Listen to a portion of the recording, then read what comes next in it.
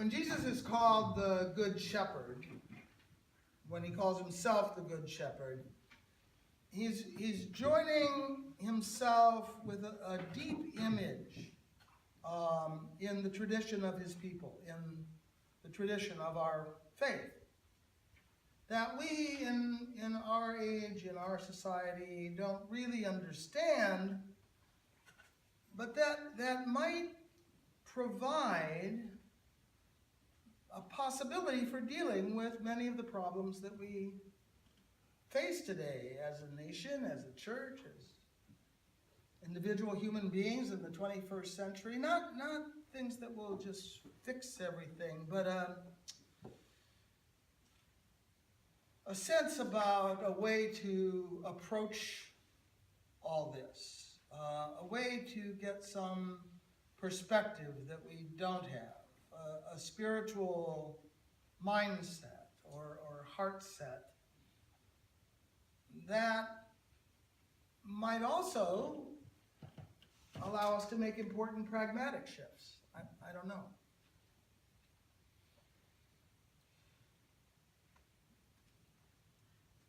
The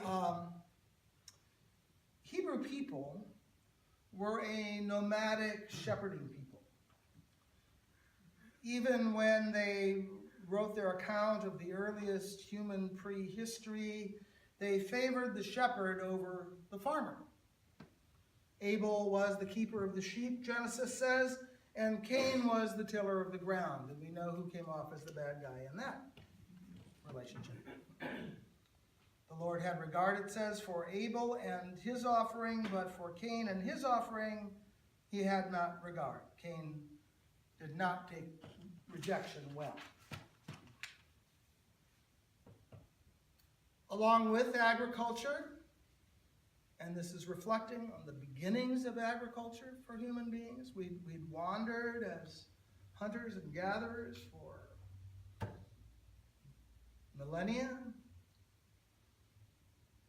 But we're talking about, the beginnings. With agriculture came cities. And the first story of a city in the Bible, in the land of Shinar, the city that would be called Babel or Babylon, because of the tower they began to build that was meant to reach to the heavens. God saw that such pride and power was a serious danger, and so it says he confused the languages and the project fell apart. Abraham is called to leave the city. And he does. He leaves the city of Ur, which was downriver on the Euphrates from Babylon. And then a little later he leaves the city of Haran, which was upriver from Babylon. He could only follow the call of God, apparently, in following the sheep, in the life of a nomad, the life of a shepherd. On his journey, he came to another city, the city of Sodom. And there he because of his compassion, he bargained with God over the fate of Sodom. But Sodom gets destroyed anyway because God can't even find 10 righteous people in that city.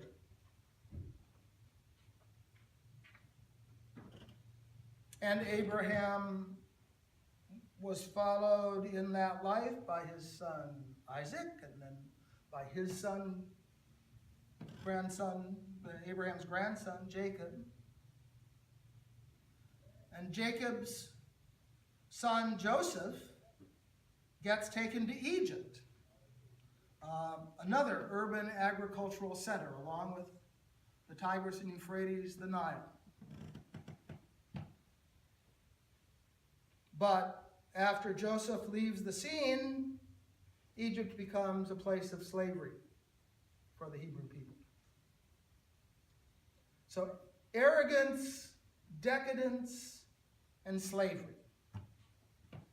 Those were the qualities of the city way of life, according to the Bible. The qualities of the settled way of life, organized farming, hierarchical authority, what we call civilization.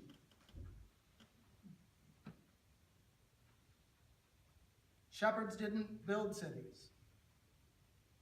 They didn't settle down. They didn't own much property. They didn't reconstruct the land to suit their purposes. They just followed the sheep, and the sheep followed the pasture. It was a multi-species symbiotic relationship with the earth and the sky and nature. They watched for danger, but they led from behind. Even when they conquered Jerusalem the first time and made it their capital the first time, built palaces and eventually a temple, still their ideal king was David, who had begun life as a shepherd boy. And David, the shepherd, became the model for the Savior, the coming one later on, the son of David, the Messiah, who would save them, the good shepherd. I mean, Jesus could have been a builder, right? His father, it says, was a carpenter. Would have been natural. But that wasn't the metaphor that he chose for his life. And he could have been a warrior. Even David was a warrior. But the path of war was not the path that Jesus believed would bring us to the greener pastures of heaven. To quote Steinbeck and give a nod to my former parish, Jesus gently, lovingly led his flock to graze on truth, on the abundance of God's gifts as they were given, to drink the living water that was there for the drinking. No elaborate Roman aqueducts needed.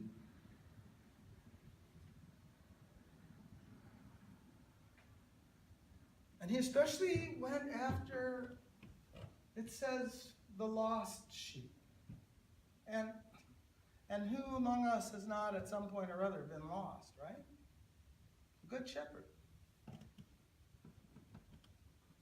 And his revival of this image of the shepherd in the midst of a culture that was dominated by Rome, the supposedly eternal city, was a revival of the deepest spiritual roots of the Abraham tradition, coming straight up against the ongoing march of time and development of human complication.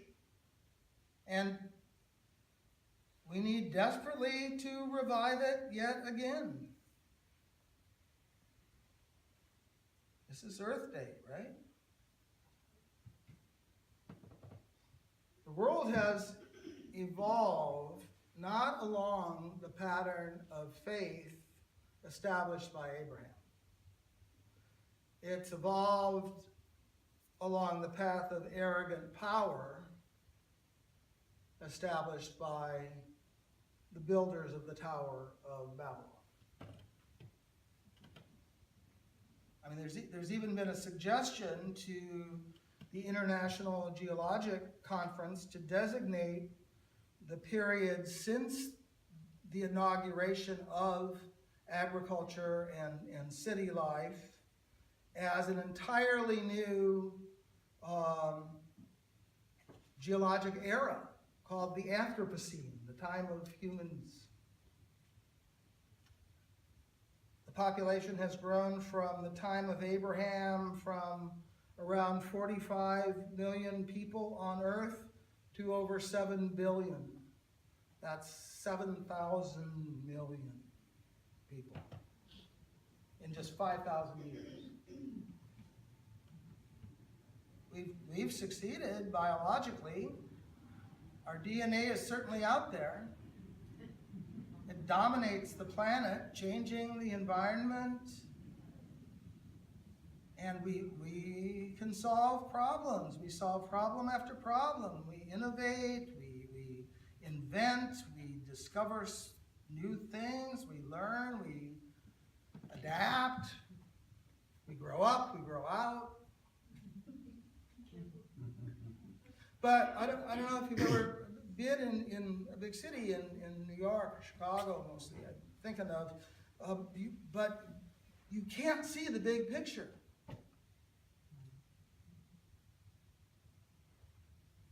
Each new human success brings with it unintended consequences because we're not who we think we are. And some of those consequences we've eventually realized and may or may not be able to do something about, and some of those consequences still lie in wait. The earth cries out, lovingly still, because it still knows us, even if we don't know it, but ominously, more and more. Even when it works the way that we want it to work, in times of peace and plenty,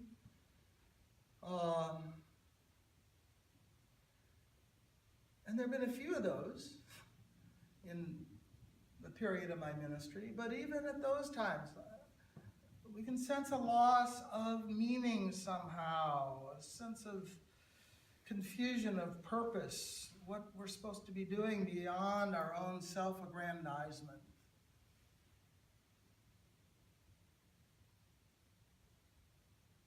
We've purchased our power and our security and our satisfaction at the cost of our soul, I think. Technologists search for silicon immortality, the implant that will download our memories and keep us going forever, or artificial intelligence for an artificial life. We've forgotten how to graze. We don't want to be sheep. We don't want to be sheep. We've forgotten how to roam, just to be one with the flock and the meadow, which is love. We don't listen for the voice of the good shepherd. Even those who sense a need for leadership, who want leadership, end up with a hired hand who might promise greatness, but will run away whenever the wolf or the bear come knocking. And with that kind of shepherd, the best that we can hope for is to just get fleeced. The worst, at worst, instead of being invited as a guest to the Seder, will end up on the plate with all the oligarchs around the table singing Chad Gaya. So I think at least once in a while we got to get out of the city.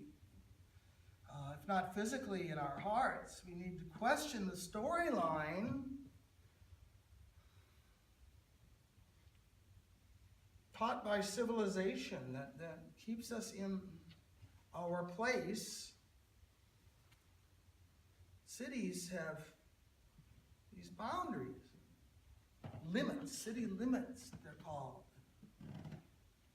Life doesn't. We need to turn off the machines and listen to the bird song. We need to let go and let God, as they say next door. We need to develop develop some humility and realize that we don't have all the answers, and we need to let the Good Shepherd guide us, because our illusion of human control of everything carries with it deep judgment and guilt and ultimate failure. Before there were farmers, nothing was a weed. I just spent time working on the hedge, and there's all kinds of weeds because I want it a certain way. And when I do that with my life, I go crazy. The shepherd is guiding, and in prayer and discernment, we'll know where to go to feed on the right food, to quench our thirst, that deep spiritual thirst. In discovering our sheepness, our ovinity, I guess, I think we can reclaim what's meant to be our true humanity, which is in humility. Those words are related. We don't need to build another dam. Just go with the flow. I learned that in California. But then, I think once we get that sense of the wandering life, that we're just wandering as our ancestors wandered, and that we can trust life and life with God, life within nature, not in opposition to it, or trying to conquer it, or to replicate it again and again so we can have more and more and more and more of whatever it is we think we want. We need to realize that just as Jesus the Good Shepherd is also the Lamb of God, we as sheep are also shepherds. That's our calling in the world. We follow God by listening to Jesus, but we follow Jesus by doing what he did, not just listening to what he said. We are shepherds of our life, our whole life, and our time, this time, whatever it is that we've been given. Shepherds of our relationships, of our impact on the environment, of whatever gifts God's given to us. I mean, we grew up, at least some of us grew up, thinking that we lived in a Christian culture, or a Judeo-Christian culture. I grew up in a liberal household, so we were taught that. Or in California, I suppose you grow up in a religious culture with a well-meaning kind of generic faith that may not be interesting, but doesn't harm anything, please. But I really believe that somewhere along the line, that religion was co-opted. Maybe it had to be to survive, but it might have been as far back as when David conquered Jerusalem, made it his capital, and made himself king. I don't know. Adapted to the city. The true way of Christ, always on the move, in the world but not of it, it's said, the way with its cross and its love and its sense of the eternal is really quite at odds with the kind of society that we have made for ourselves, with its paranoia and its species-wide narcissism, with its twisted hedonism and its insatiable greed. Scary, but that's where we are, I guess. That's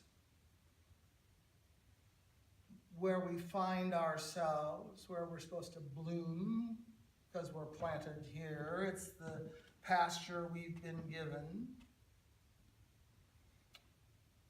And we're called to live with that paradox, the discontent and the deep love, where any simple solutions are bound to be mirages. It's not easy. That's why the cross is a good symbol. But we need to remember, too, that the Good Shepherd is always here with us.